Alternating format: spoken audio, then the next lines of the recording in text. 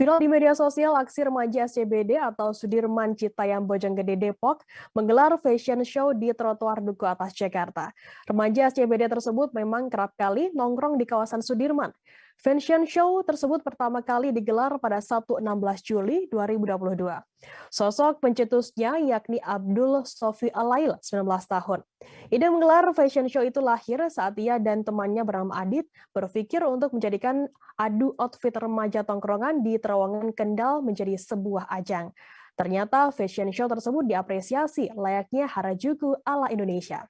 Remaja yang sangat mengidolakan gaya ala Harajuku di Jepang itu mengenakan headphone, jaket, dan tas yang menjadi ciri khas gaya Harajuku. Yang mengatakan fashion show biasanya digelar pada pukul 7 malam hingga pukul 10 malam waktu Indonesia Barat. Panggilan akrabnya sehari-hari berprofesi sebagai konten kreator. Ia mengaku sangat senang bisa mengekspresikan dirinya di ajang fashion show ala remaja SCBD atau yang lebih dikenal dengan Citayam Fashion Week. Terima kasih sudah nonton. Jangan lupa like, subscribe, dan share ya.